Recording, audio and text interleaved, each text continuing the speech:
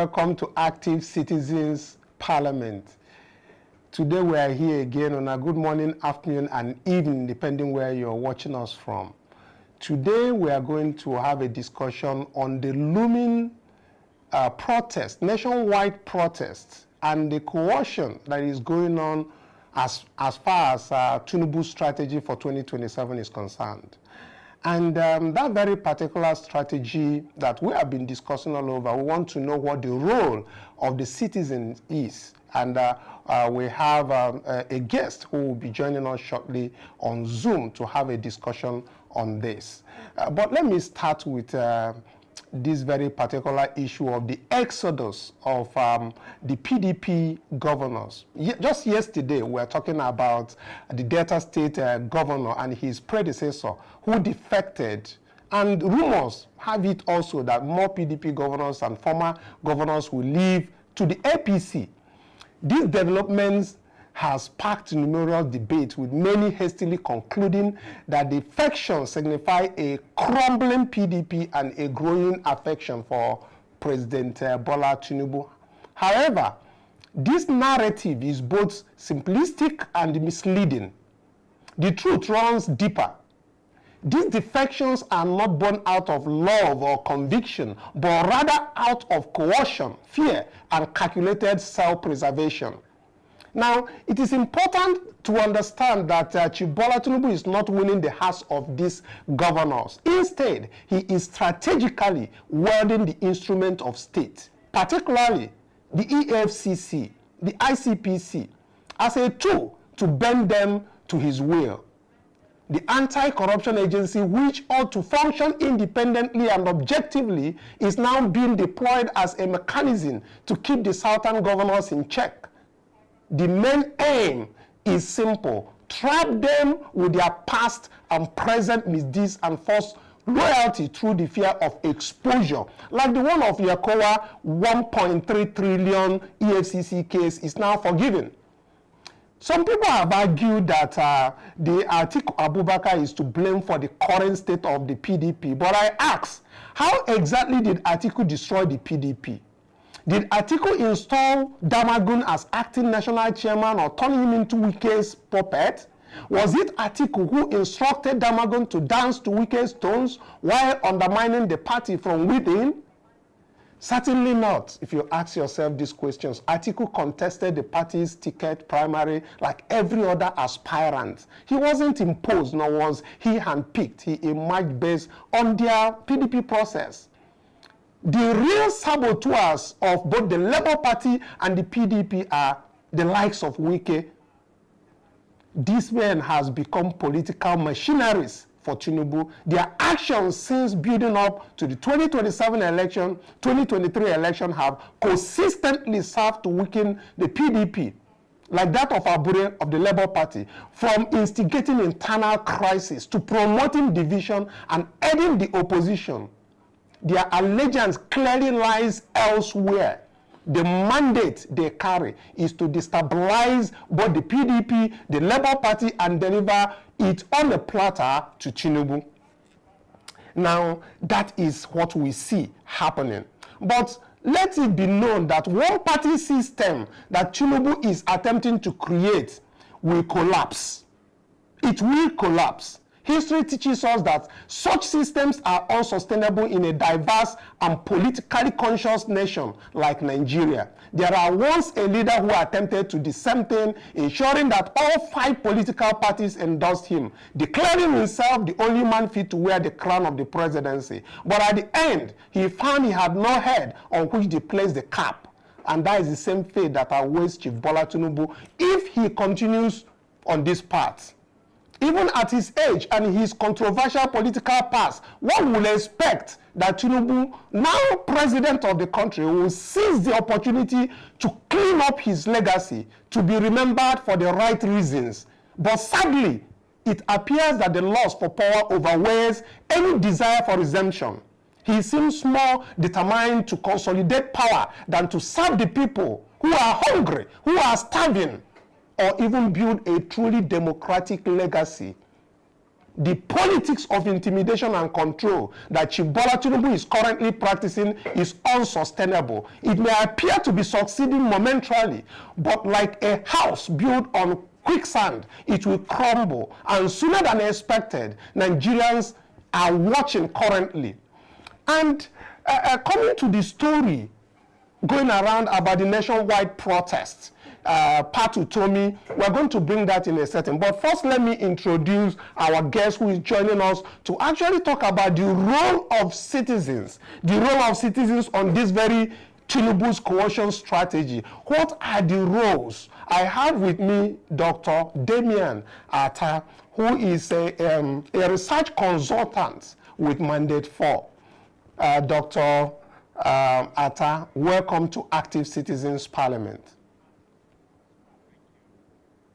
Yes. So now that we're here, before we start, we know all of, I believe you would have heard everything that transpired in Nigeria in the past not just couple of days, just yesterday, all the defections and what's going on. Now we have been talking about the mandate for the petition, the electoral reform that mandate 4 is asking for. And obviously, mandate 4 is looking out for the active citizens in Nigeria to participate in that. Now, I want to hear from you the role you think that the active citizens need to take at this point that the state factor is very, very obvious. But before you come in on this, let's take a listen to what Randy Peters, who joins us regular on this show, had to say about what is happening in Nigeria. Then we'll come back and have that discussion. Let's take a listen to Randy Peters.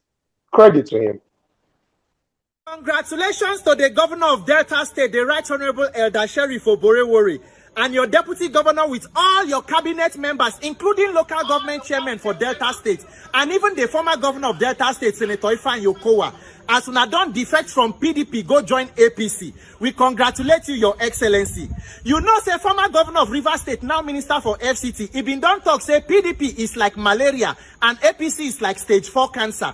But today, him don't go join the cancer. So as you said today, you don't go with all your government, una don't go join the cancer, and you don't sing on una mandate, you shall fall. We hope and we pray, say that now when you don't go join the president party, it go give an opportunity to help you in the leadership in Delta State. As all the insecurity where kidnappers, they trouble people from Asaba to Ogwashuku and all other places, and every other challenges where they face Delta State. It is our belief, say, as you don't go join them now, it will give you opportunity to get the assistance you need to serve your people better for the success of your government. Congratulations, Your Excellency. We wish you all the best. And also to the former governor, Ifeanyi Okowa, EFCC, you know, say, when I've been done invite former governor on allegations of money laundering, abi misappropriation of funds. We go dey wait to hear the updates on that case as they go with EFCC. Abi, as one former national APC chairman talk, when you come to our side, your sins are forgiven. Nigerians, ekpele, make all of us, they pretend like say we don't know wetin they go on for this country. Oh. Everything going on in Nigeria today is a perfect implementation of the state's capture where we dey see. If you want to look where they don't do state capture before, you can look at Lagos State and wonder what is the opposition that is going on there. You want to weaponize government against the people. One senator for Nigeria come on TV, talk, say the National Assembly is not opposition friendly. That is why today, even House of Reps or senators where they for opposition, they fear to talk. Nobody fit open mouth, because once you open mouth, they come after you. All of us still there, they look. The more you look, the less you see. Before Edo State election, APC politicians, they go visit President Tinubu for Asu Rock. The president tell them, say, I will give you Edo State. Guess what? Today, APC is there as governor. How the thing happen? Only God and INEC sabi. During presentation of 2025 budget in December of 2024, all lawmakers were gathered, led by the Senate President and Speaker House of Reps. They welcomed the president singing on their mandate, they shall fall. Waiting be the response of the president. He said, all of you have been re-elected. Well, for that confirmation, we go have to wait until 2027. Nigerians, make we continue to dey pretend though. Everything where we dey see so is a careful plan. You see former suspended governor of Rivers State, he go visit president for London. He dey bend down, he dey shake him, they greet him. A governor who was elected by the president too, he dey beg president and all of that, how they go fit reconcile or resolve the issue. Whether Nigeria want to be democracy or dictatorship or autocracy or monarchy, it is up to us. But I just want to tell when I say, there is no opposition for Nigeria again. Oh. The only opposition where they this country is you and me, victims of bad and unfortunate government. And until we wake up and begin to take the right actions, the case will only move from bad to worse. The pride and arrogancy, the confidence where they see these APC people they get so, is because they know that there is a criminal electoral system that they have and a corrupt judiciary and law enforcement system. Taken away from them, you go see the masquerade go dance naked for Market Square. That is why they call on everybody who mean well for this country, whether you be activists, advocates, not be to the talk of 2027 done near. We must occupy the National Assembly in exercising our rights to peaceful assembly. That place is not Akpabio, the Senate President's house. It's not the Speaker's house. It is the People's Parliament. We must demand electoral reform. And waiting be the demand, it is simple for me. We must make electronic transmission of result mandatory. We must open the INEC register to sanitize the register. We must protect our INEC server. Before we go the talk of independent candidacy, judicial reform, constitutional reform. If not, my dear people, it will only move from bad to worse. It will be criminality and corruption Armageddon. Nigeria is an open crime scene. If you waste any further time, every other person will begin to gnash their teeth. May God give Nigerians the wisdom to wake up and do waiting day right. Because this one where you they see so, we just they start. As everybody they fear to talk opposition, they fear to talk. When we senators opposition, when no fit talk. What of we ordinary Nigerians where they come to talk about good governance or to criticize government? Waiting we go do. Everybody go, they tell you, oh, be careful, be careful. If all of us come together and speak out, there will be no enough prison to put all of us. But me, I know say that the truth that I know will set me free. And the Almighty God is able to protect us. Unless what I'm doing is about mischief. Planning to harm me is a waste of plan. The time when you go use to plan to harm me, go and use it to protect the people of Benue and Plateau and every other Nigerian where they this country. So congratulations, Governor of Delta State. We dey wait and hope to hear from the next governor. We go also go join the cancer and continue the celebration of On Your Mandate You Shall Fall in a country of renewed hope where there is more hopelessness and despondency than even hope in itself. May God help Nigerians, but may Nigerians help themselves. In fact, even some religious leaders, they don't already they join too. Some religious leaders and pastors and the rest, they have already become the religious wing of the APC. So the more you look, the less you go to see. May God help Nigeria. My name is Peter for Nigeria. Thank you, Randy Peters. I beg, we can give a round of applause for Randy Peters. You don't talk him. Every one of us is a victim of this very bad governance.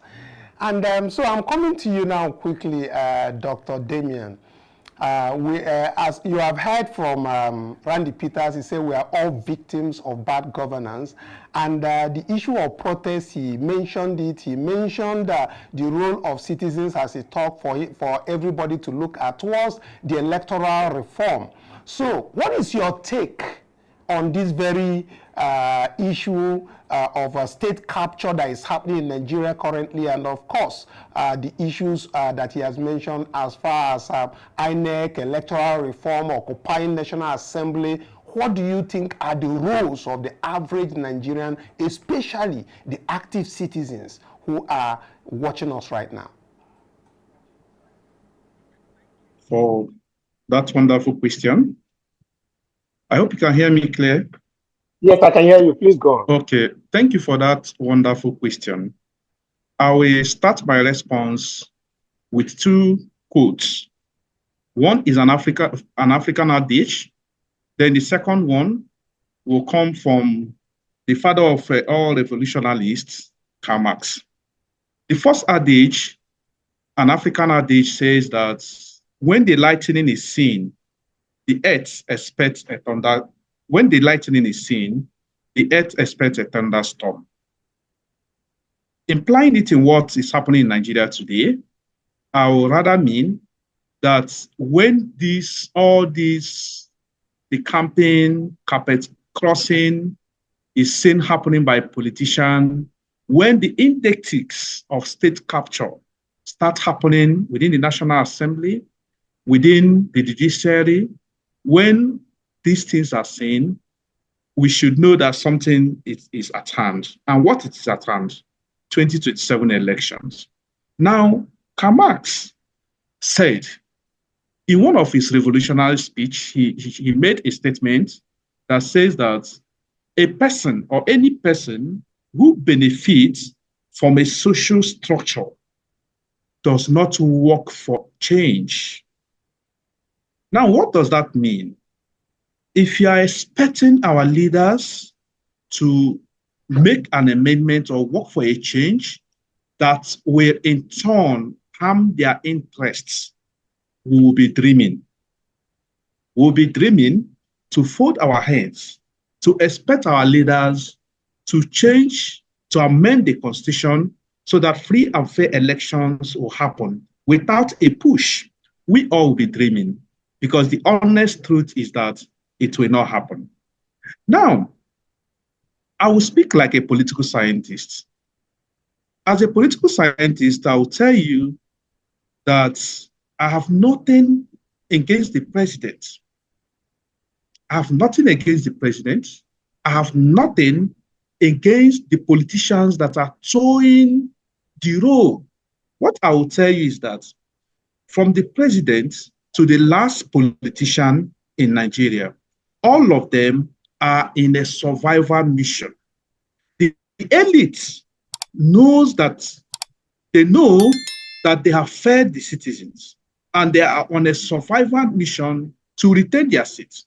But I put the blame on the citizens who are, they are just relaxing. They are not doing anything to salvage the situation. Now, politics is a two-way means.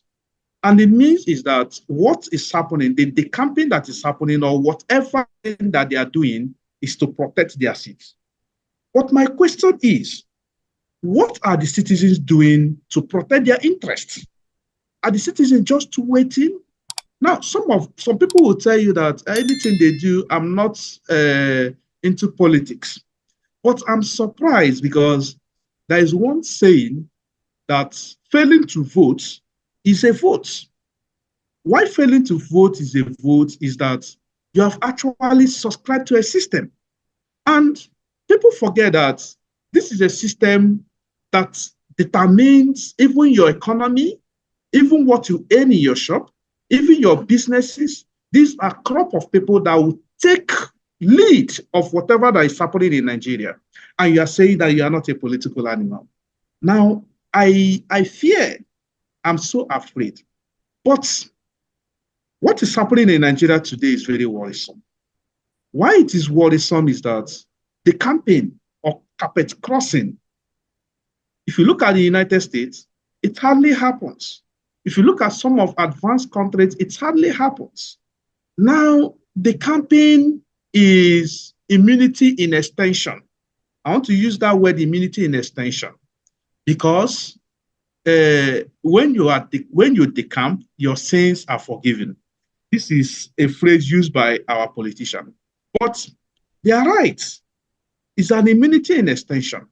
But coming back to what active citizens should do, now, there is a revolution. There is a revolution happening now in our country. And that revolution that is happening now in our country, many people are not noticing it. Political parties are being subsumed into a one-party system. Government arms are being subsumed into a one-party system. If you speak in the National Assembly against the will of the ruling elites, you might be sanctioned, you might be given 6 months suspension.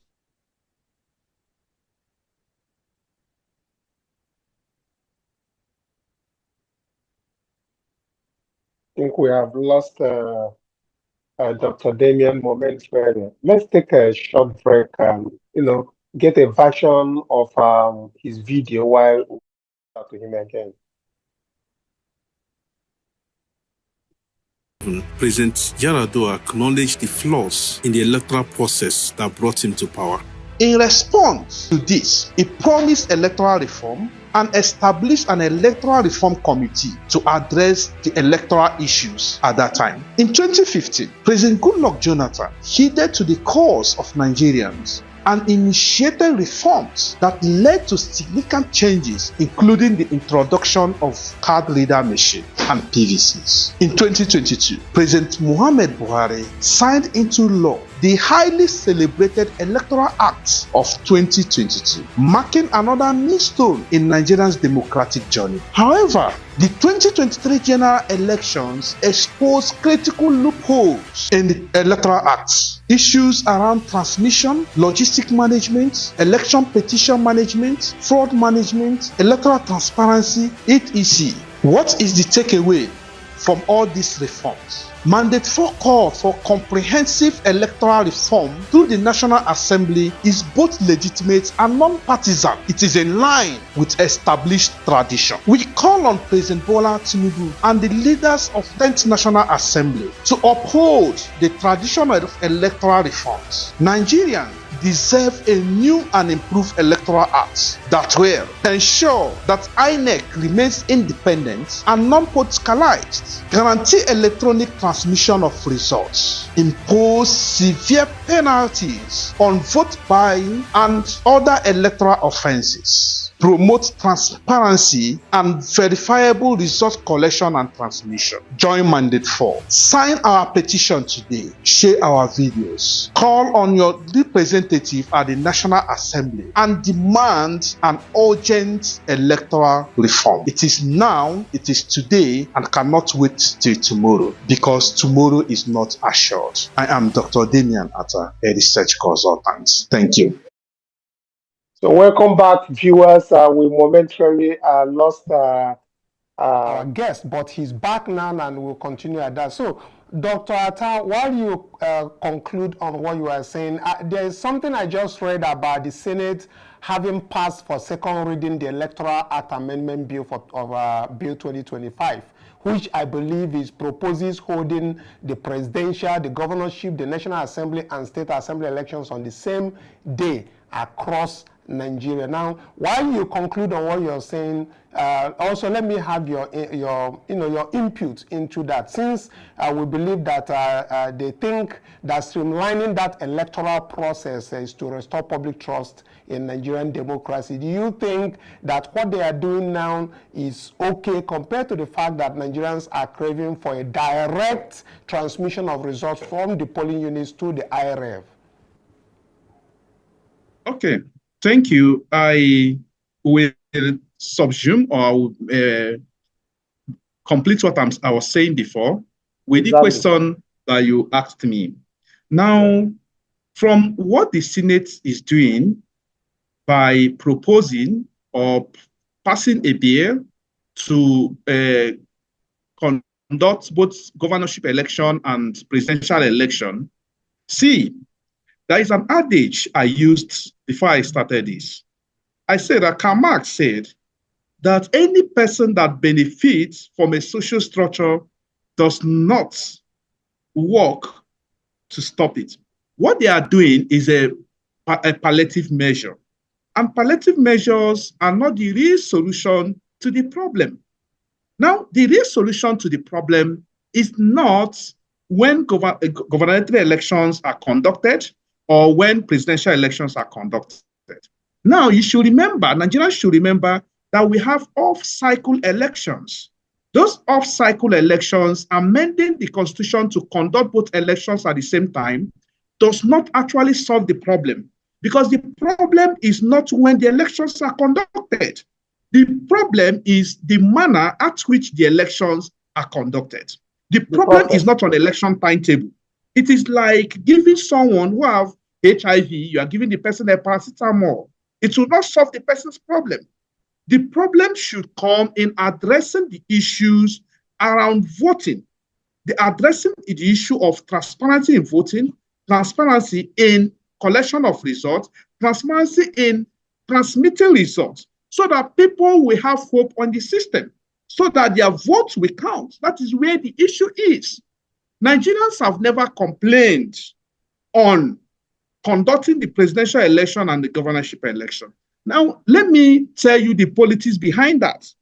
The politics behind that is that they know that there is this unwritten agreement between politicians that the president will ask governors to deliver them in their respective states, that once they are delivered, I will ensure that you win.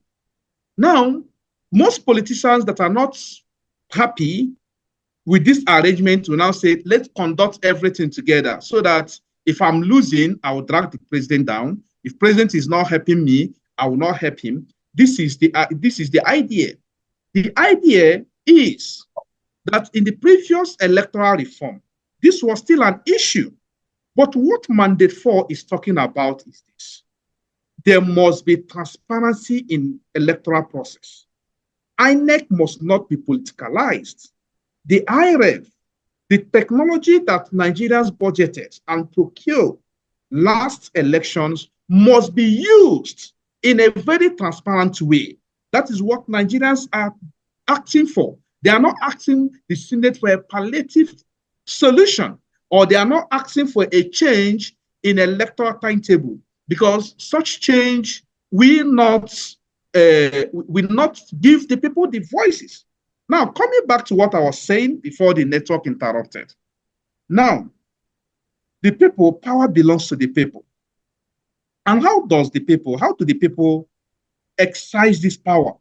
The people can only exercise their power through the polling units, by voting. Now, in a functional democracy, the fear of the people's votes, there is no checks and balances that surmount the fear of the people's votes. So when the state structures like the INEC is being captured and pocketed, it means the fear of the people's vote is being removed. So what the active citizens and Nigerians that are listening to me today should do is, one, join Mandate 4, sign our petition, demand for electoral reform from your representative. In fact, it is this that actually gives you the voice. The voice of every citizen is that he knows that his vote will count. So if we keep quiet, if we fold our hands, and politicians are strategizing on how to remain in power, and the people are not strategizing on how to remain relevant, it is a suicide mission. And I don't think that it will be good for the citizens to engage in that. Thank you. All right, thank you very much. And again, before I go quickly to the next thing that we have on the table, tell me about Mandate 4, the quest for Nigerians to sign this petition, the amendment sought at the National Assembly, and how can the citizens actually make this happen? Is it, can they do it manually? Can they do it, using their phones? Tell us how you think that citizens could actually make, join the call to make sure that we fix INEC and we fix Nigeria. Now, there are three ways the citizens will help Mandate 4 to achieve their aim. Number one, Mandate 4 is a civic-oriented organization that is designed to ensure that Nigerians gain the dividends of good governance. Now, in the previous episode, I said that Chinua Achebe did a research and found out that the problem of Nigerian is leadership. Then Wole Soyinka made a statement when he said that the man dies in him who keeps quiet in the face of tyranny. That Mandate 4 came up with a research and said, yes, the problem of Nigeria is leadership. But in the leadership sector, there is INEC occupies the nucleus of Nigerian leadership. INEC must be fixed. Everything, the bulk starts and ends with INEC. Now, how the citizens will help us? Number one, the form is circulating online in all Mandate 4 social media accounts, both Instagram, Twitter, and websites. The form is equally manual. You can get the form manual. We have people who are actually circulating this form for us. Now, but the action does not stop in signing this form. When you sign this form, you circulate it. The truth is that social media is already a voice in Nigerian political system today. And that is why you see a lot of scheme where the leaders are trying to muffle it. Circulate this form, sign this petition, call your leader in the National Assembly to heed to mandate for demand. Our demand is legitimate.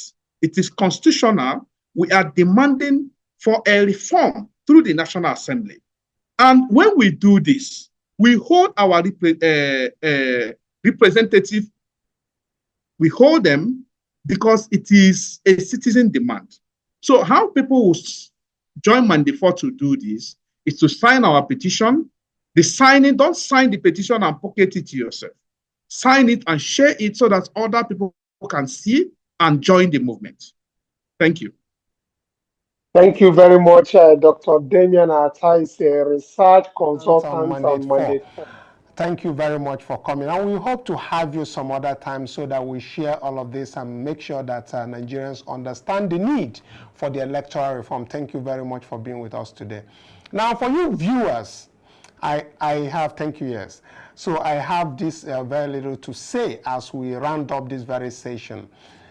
There is plans by Utomi part as per a newspaper report of today. They are organizing a nationwide protest, or they call it a 7.2 million man march. We're talking about 7 million people to march to Abuja, according to this newspaper report. So wherever you are, you know, keep your eyes open, keep your ears open, but the thing to do right now that we want everybody to do is to go to the comment section of this very video. There is this information that is there about how to click the link and then sign the petition for electoral reform. Sign the mandate for electoral reform. You've heard from Dr. Damian, who is a consultant, research consultant for Mandate 4, explaining it, and I've gone through their report and the recommendations that they made to the National Assembly, and I believe that that is the right way to go. So please hit the like button, share this video so that thousands of Nigerians and well-meaning organizations can, you know, tap into what is going on right now. It's like a tsunami. We want it to happen. So please like and share and sign up for the Mandate 4 petition. Until we come your way again. Bye for now.